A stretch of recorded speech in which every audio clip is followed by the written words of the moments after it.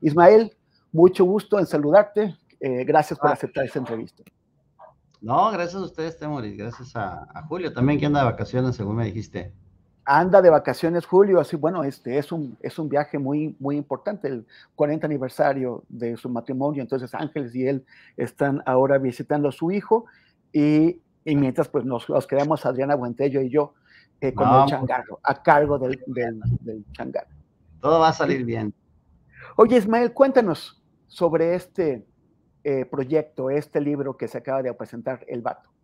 Sí, mira, el libro lo hicimos el año pasado con motivo del 5º aniversario de la muerte de Javier. Teníamos mucha información, mucho material de Javier que se había ido compilando en vida, por supuesto, que se había ido acumulando en los círculos en los que Javier se movía, su familia, el periódico, trabajos anteriores en algunos diarios, sus libros, las presentaciones de sus libros y por supuesto material que se fue juntando a partir de su muerte, ¿no? El 15 de mayo de 2017. Entonces, el año pasado no teníamos definido qué hacer. Acuérdate que cada año nosotros hacemos un evento donde hacemos varias cosas, presentamos libros, aquí presentamos en Premier tu documental, ¿no? No se mata la verdad, acuérdate, en Culiacán, en el primer aniversario, y hacemos conversatorios, talleres, en fin, marchas, etcétera, ¿no? Entonces, el año pasado no habíamos programado nada por motivo de la pandemia, y decidimos hacer una edición especial, ¿no? De Río 12, es una edición especial conmemorativa de Río 12, aquí les presento la portada del libro, y entonces convocamos a compañeros de Javier, amigos, otros que no lo conocieron personalmente, pero que sabían de su trabajo, a que escribieran algo sobre Javier, lo que les naciera, es decir, a ver, lo que te nazca escribir sobre Javier, mándamelo.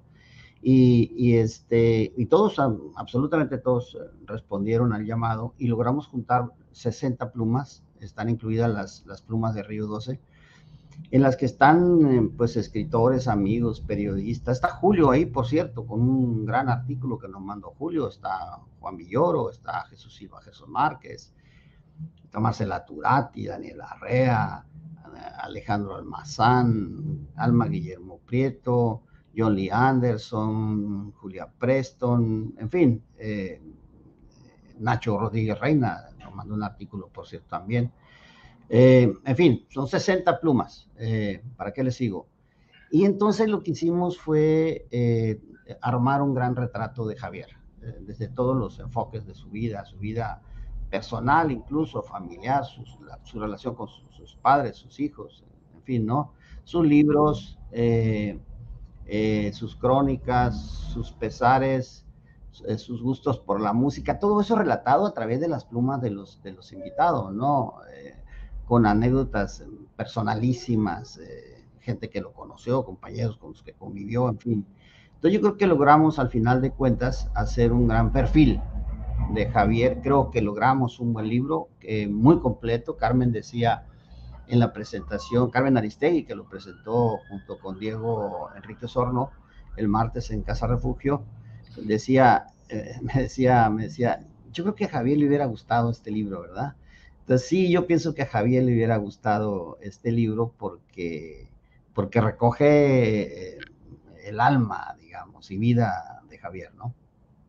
Y que o sea, la convocatoria fue muy amplia, ¿no? Porque incluso fue a nivel internacional. Estabas mencionando a John Lee Anderson, a Alma Guillermo Prieto, que bueno, que siendo mexicana en realidad es una escritora de un alcance internacional también. O sea, claro.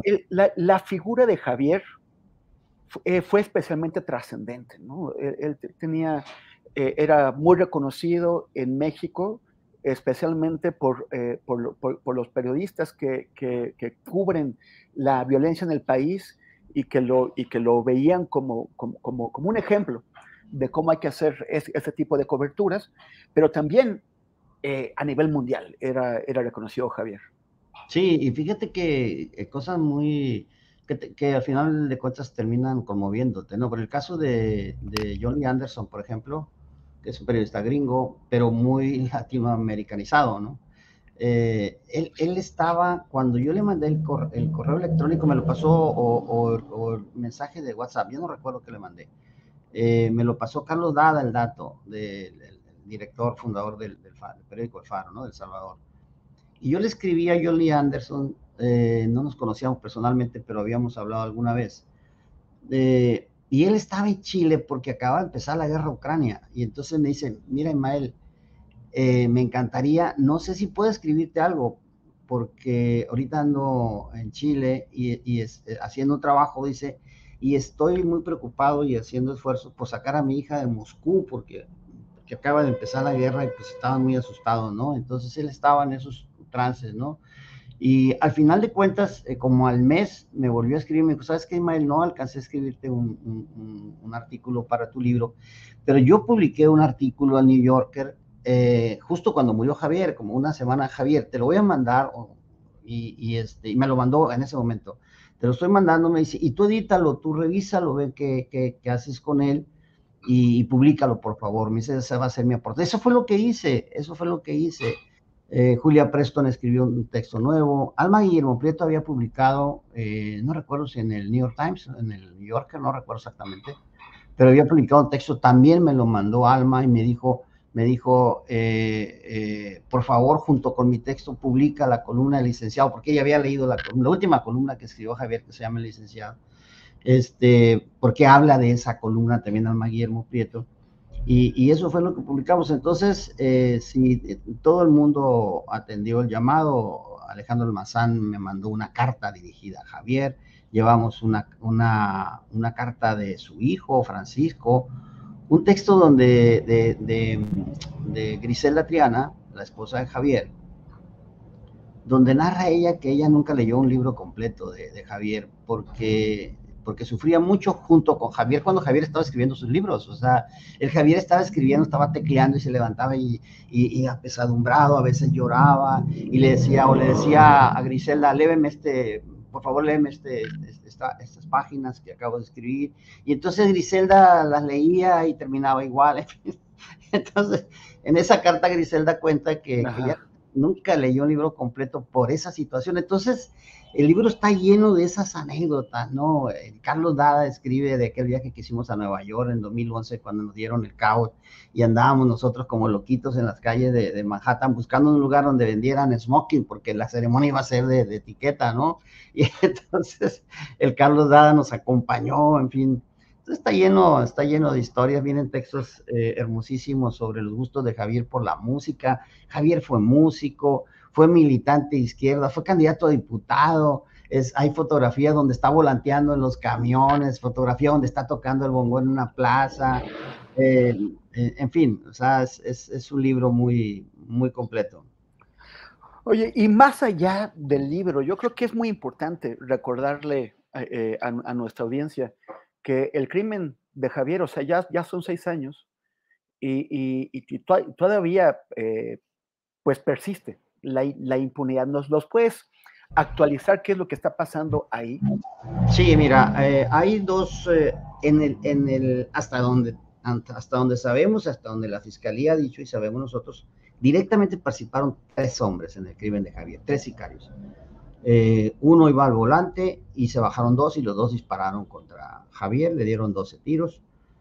Y uno de los 2 que se bajaron murió en septiembre, si mal no recuerdo, el 26 de septiembre en San Luis Río Colorado, Sonora, en otro hecho violento. Y los otros 2 ya fueron sentenciados, fueron juzgados y sentenciados. El más joven, que iba al volante, a 15 y pico de años de prisión, y el más viejo digamos, el jefe de la célula, fue sentenciado a 34 años de prisión y pico. La fiscalía apeló la sentencia porque está solicitando 50 años, que es la pena máxima. Y al contrario, la defensa de los sicarios apeló la sentencia para que fuera reducida, y ahí estamos en ese proceso, ¿no? Pero El autor intelectual que ya está identificado como Dámaso López Serrano, alias el Minilic, hijo de Dámaso López Núñez, está acusado, señalado como el autor intelectual del crimen de Javier, ¿no? Hay una orden de aprehensión ya dictada por un juez, pero este señor está preso, está en manos de la justicia norteamericana. Él se entregó en julio, agosto, no recuerdo exactamente, de ese mismo año, en la frontera de Caléxico, a la DEA, y entonces tiene ya, pues, ¿qué? Más de 5 años, ¿no? Vamos para 6 años, que él está preso, y hasta donde nosotros tenemos entendido, el Minilic está acogido al programa de testigos protegidos. Entonces, la Fiscalía solicitó su extradición en 2020 y le fue negada en 2022. Es decir, por razones que la Fiscalía no nos ha explicado, razones de las consideraciones del Departamento de Justicia o de la Corte, que lo está juzgando, negaron la extradición, y entonces se volvió a solicitar la extradición del Minilic, y estamos a la espera de que haya una respuesta del gobierno norteamericano. Esto, lo hemos dicho, va a ser muy complicado, Temoris. Siempre supimos que esa parte del proceso iba a ser la más complicada, porque hay que lidiar con los gringos y con los intereses de los gringos. Ellos ocupan al Minilic allá como testigo protegido, y si tú le agregas hechos más recientes como la detención de Ovidio, la probable, casi segura extradición a los Estados Unidos, pues lo van a necesitar para que testifique en contra de Ovidio, porque son de la misma camada, participaron seguramente en los mismos crímenes o en muchos de ellos. Entonces, para la justicia gringa va a ser muy valioso el testimonio, o sería muy valioso el testimonio de Dámaso López Serrano, y por eso pienso yo que va a ser muy, muy complicado. Ahora, se están corriendo por las vías institucionales, que son las solicitudes de extradición, amparadas en los convenios de extradición de ambos países, en fin, pero hay otra ruta complementaria a esto, que es la diplomacia. O sea, por los canales diplomáticos se logró que el general Salvador Cienfuegos regresara a México a las semanas de que fue detenido en los Estados Unidos. No fue por la vía institucional, sino por los canales diplomáticos. Y entonces yo pienso que aquí va a hacer falta una buena dosis de diplomacia del gobierno mexicano para lograr que que el autor señalado, el autor intelectual, sea extraditado a México y juzgado por la justicia mexicana por el crimen de Javier. Entonces, pero va a ser muy complicado. Te informo que ahora que estuve en Ciudad de México se había solicitado una reunión a través de nosotros, de la familia de nosotros, de Propuesta Cívica, que ha estado siempre con nosotros acompañándonos en el caso, en la parte legal, por parte de Balbina, artículo 19. Se había solicitado una reunión con el área de asuntos internacionales de la Fiscalía, pues para ver cómo está el asunto y qué podemos hacer juntos, en fin, por dónde irnos para lograr la extradición, pero fue cancelada. O sea, no se armó la reunión finalmente, y nos dijeron que en una fecha posterior se va a tratar de hacer esa reunión, ¿no? Para ver qué sigue, qué hacer, ¿no? Pero ese es el estatus, digamos, del caso de Javier ahora. Pues muchas gracias, Ismael, por el libro, por este esfuerzo, por mantener la causa, que es vital, es muy importante. Sabemos que era un gran amigo tuyo, y que Griselda Triana, la esposa de Javier, también compañera de muchísimos años y de muchas aventuras. También es muy importante la resolución de este caso para las causas de la libertad de expresión. Y pues bueno, seguiremos atentos, seguiremos con el dedo en el renglón. Gracias, Ismael, te envío un abrazo, y a todos los colegas Gracias, Temoris. También para ustedes un abrazo. Gracias, Temoris. Éxito. Gracias.